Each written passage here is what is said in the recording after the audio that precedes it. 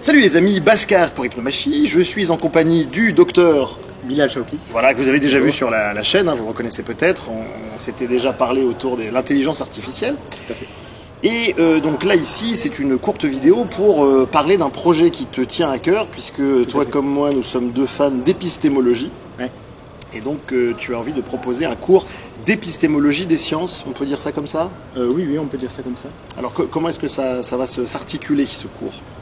Eh ben, écoute, à la base, en fait, c'est une vision un peu personnelle que j'ai développée au fur et à mesure du temps, en fait, parce qu'en tant que médecin, en fait, et en tant qu'à côté statisticien, j'ai eu à la fois la casquette de gens sur le terrain et la casquette de gens un peu plus théoriques qui ont pu publier des articles.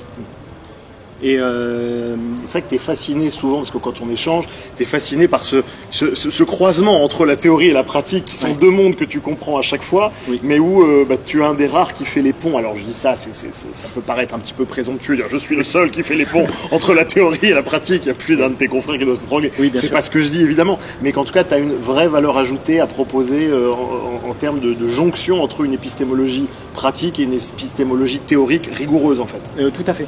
Et en fait, je pense que la quintessence de ça, c'est de voir finalement la chronologie et l'évolution de la pensée, et comment en fait les premiers penseurs imaginaient les choses, et comment au fur et à mesure du temps, on a affiné cette pensée, on a développé d'autres façons de voir les choses, mais de voir à quel point en fait il y a un socle commun, et il y a vraiment une vision de base qui finalement est présente depuis l'Antiquité, et qui se déploie dans plein de domaines différents, de plein de manières différentes, parce qu'en fait en fonction des sciences, si c'est des sciences expérimentales, des sciences théoriques, etc., on va finalement pas avoir la même épistémologie. Donc tu vas nous faire une espèce d'énorme rétrospective des différentes, de la succession des paradigmes scientifiques, comme dirait Kuhn, donc, exactement. Que tu vas, d'ailleurs, j'ai vu dans le plan de cours que tu allais notamment en parler, mais pas que, loin de là. Oui. Donc ça se déroulerait en 3 journées. Ce serait 3 jours avec une première journée qui traiterait plus ou moins de l'historique jusqu'au XXe siècle. Donc vraiment, là on est sur une rétrospective générale de l'épistémologie. Oui, et avec en fait, avec vraiment complété par ma vision et par certains domaines qui ont été développés plus tard, mais qui permettent, je trouve, de comprendre déjà ce qui se passait il y a 2 millénaires. Donc l'idée, ce serait de ne pas avoir une vision bêtement linéaire en fait du paradigme scientifique, de comprendre qu'il y a plusieurs écoles avec des rythmes d'évolution variables, etc., et des articulations, des divergences aussi parfois. Il y a des courants qui sont arrivés les uns à la suite des autres, et c'est des courants qui souvent répondaient exactement, effectivement, comme Kuhn le dit pas mal dans le paradigme, dans la théorie des paradigmes scientifiques, puisque chaque courant va tenter de répondre et de trouver des solutions aux problèmes du courant précédent. Et parfois, c'est une évolution en arborescence. C'est pas toujours linéaire, c'est pas toujours continu aussi. C'est très souvent saltatoire. Donc tout ça, on va le voir. On va essayer de comprendre ce qui a conduit en fait les penseurs à développer leur pensée de cette manière-là et à évoluer comme ça. Parce que c'est vrai que c'est vraiment quelque chose qui peut être un peu naïf, qui est vraiment de penser à une succession purement linéaire. Alors que parfois il y a des sauts, des courants de pensée qui peuvent être en stase pendant des siècles et des siècles, voire des millénaires, et revenir après, mais autrement. Tout à fait. Donc, tout à fait. La deuxième journée? La deuxième journée, ce serait plutôt donc l'épistémologie contemporaine. Donc là, on est plus sur de ratio, transratio, quoi. Et puis une bonne introduction que je veux aussi ludique que possible aux statistiques, puisqu'on va voir aussi pareil que les stats, en fait, une fois que ça s'est invité dans la question scientifique, au départ c'était fait avec des approximations parce qu'on les faisait à la main, et puis ensuite il y a eu les ordinateurs aussi, et ça a en fait beaucoup bouleversé la vision qu'on pouvait avoir des sciences et des statistiques, et surtout ce qu'on pouvait faire effectivement en pratique.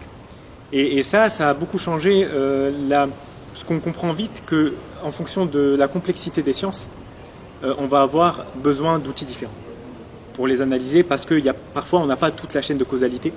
Et donc la question, c'est qu'est-ce qu'on peut tirer comme information sans avoir toute la chaîne de causalité. Parce qu'effectivement, aujourd'hui, énormément de gens ne comprennent pas ce que c'est qu'une statistique et ont tendance à surévaluer les propriétés prédictives d'une statistique, et s'en servent, on en a déjà parlé dans Hypnomachie, comme une espèce de doudou épistémique, et où en fait on n'est plus du tout dans de la science, on est en train d'utiliser les statistiques pour se rassurer émotionnellement. Et moi, ce que j'aime bien dans ton approche, c'est que tu as une vraie rigueur intellectuelle tranchante comme un rasoir, et justement qui consiste, tout en reconnaissant les faits et en ne les niant pas, à ne pas les surinterpréter et à rester dans la rigueur intellectuelle à cet endroit-là. Tout à fait. Plein de choses sont fascinantes dans ce domaine-là, et on constate par exemple que beaucoup d'outils statistiques quand on regarde les articles d'aujourd'hui qui sont publiés, sont des approximations qui, à une époque, étaient tout à fait légitimes et compréhensibles, puisqu'on n'avait pas d'ordinateur, mais qui, depuis 30 ans, en fait, vraiment, c'est pas compréhensible, quoi. Et ouais, du coup, parce que moi je me souviens quand j'avais fait des statistiques à la fac, les Ki2, les Roth-Kendall, etc. J'étais étonné de voir à quel point on ne les expliquait pas. C'est-à-dire que c'était vraiment fait ça et c'est tout, mais il n'y avait pas de réelle explication sur pourquoi, comment. Et toi, je sais que tu as une très bonne compréhension de la boîte noire de ce qu'il y a derrière les statistiques et pourquoi est-ce qu'on fait comme ça et pas autrement, justement. Tout à fait, ouais. Ce qui te permet d'être lucide, justement. Oui, tout à fait. Et il y a aussi toute une question, en fait, les tests que tu as cités par exemple, c'est très bons tests, notamment le Ki2 par exemple, qui est très utilisé encore aujourd'hui, c'est des approximations. Voilà. Et les gens, ils le savent pas, quoi. Et c'est ça. Et souvent, ils sont là, non, mais on a fait un Ki2, c'est comme ça, etc. Exactement. Et donc, du coup, ils perdent de l'information, et c'est ça, toi, ça qui te permet d'avoir une hauteur de vue. Oui, entre autres, oui. Troisième journée. Et la troisième journée, ce sera plutôt une bonne partie réservée, à peu près une demi-journée réservée aux biais cognitifs, notamment qu'on trouve en recherche, et aux biais statistiques en fait aussi, parce qu'il y a vraiment des gros biais statistiques et les gens, la plupart des gens qui font des sciences expérimentales, de par leur formation, par définition, n'ont jamais touché aux statistiques et ne comprennent pas comment ça marche. Et donc, le paradoxe, c'est que plus c'est complexe, plus c'est un peu qualitatif, et ça va être des gens qui du coup n'ont pas touché à des statistiques, donc la médecine, les sciences sociales, et alors que justement ce serait là où ce serait le plus pertinent d'être vraiment au courant de comment ça marche. Bien sûr, faire des sciences sociales sans comprendre les statistiques. Exactement. À un moment donné, on a des datas, mais on ne sait pas quoi en faire. C'est une aberration. Et c'est pas pour rien que c'est gangréné par l'idéologie du coup, mais c'est qu'une conséquence de cette ignorance-là. Tout à fait, oui. Et c'est pour ça qu'on peut tout dire et son contraire avec la même rigueur statistique en fait.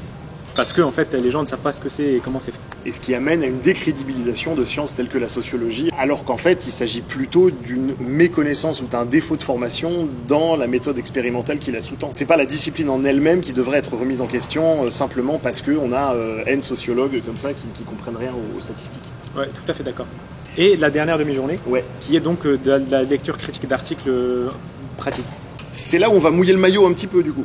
Ouais, exactement. Et où on va mettre en pratique en fait tout ce qu'on aura vu tout du long, et on va essayer d'appliquer ça à plusieurs sciences différentes en fait.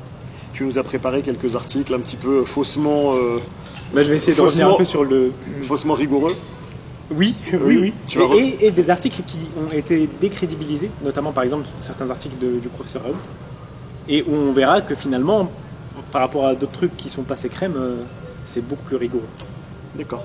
Donc, si vous voulez comprendre l'épistémologie raoultienne tant décriée aussi, ce sera... non, mais parce qu'on en avait pas mal parlé en off là-dessus, et effectivement, énormément de gens n'ont simplement pas le niveau pour comprendre. Le professeur Raoult a été extrêmement critiqué, alors que moi, tout ce que j'ai vu de chez lui, en termes d'épistémologie, était absolument béton. C'est un des gars qui s'est exprimé dans les médias que je connaisse. Enfin, je veux dire, je ne vous parle pas des obscurs professeurs où seuls 3 thésards connaissent leur nom, mais je veux dire, c'est un des gars... même des personnalités publiques les plus rigoureuses et les plus carrées en termes d'épistémologie que j'ai jamais vues. Totalement d'accord. Et en plus de ça, on va voir même, parce qu'il a même fait des cours d'épistémologie, et du coup je vais un peu revenir dessus, parce qu'il y en a pas mal qui ont complètement travesti le message de ces cours en fait, et qui ont dit ah bah non mais tel truc c'est totalement faux, ça c'est faux. Et en fait on va revenir dessus, on va se rendre compte que non seulement c'est pas si faux, mais en plus c'est juste que sa vision est tellement complexe en fait, que quand il dit des choses, il oublie qu'il parle à un public souvent assez large. Et donc, mais au final, on retombe sur nos pattes très facilement avec ce qu'on va voir en fait. Et on comprend tout. Bref, une véritable plongée dans la transrationnalité, dans l'épistémologie transrationnelle appliquée aux sciences. Voilà, donc on met le lien dans la barre de description. Ouais. Et si ça vous intéresse, voilà, moi-même je serai présent, même si c'est Bilal qui va donner l'essentiel du cours. C'est peut-être que j'ouvrirai mon clapet une fois de temps en temps. Mais enfin, c'est lui qui va assurer cette formation. Et donc moi je venais simplement ici vous en faire part, puisque cela ne fait pas partie de mon catalogue habituel et que je ne fais jamais vraiment de publicité sur ma chaîne pour les séminaires que je peux donner à droite à gauche par ailleurs. Mais bon, là, c'est pas pour moi, c'est pour un ami, et en plus, je sais que ça va être de grande qualité. Donc, c'est pas pareil. Merci beaucoup, Bhaskar. Salut Internet. Au revoir. Vous êtes sceptique? Bien sûr, je suis même sidéré, mais je suis sidéré que ce soit devenu une insulte d'être sceptique. Enfin, il y a pas qu'on vit dans un monde de fous. Mais on dit pas. Je vous demande, vous êtes sceptique. Pourquoi êtes-vous sceptique?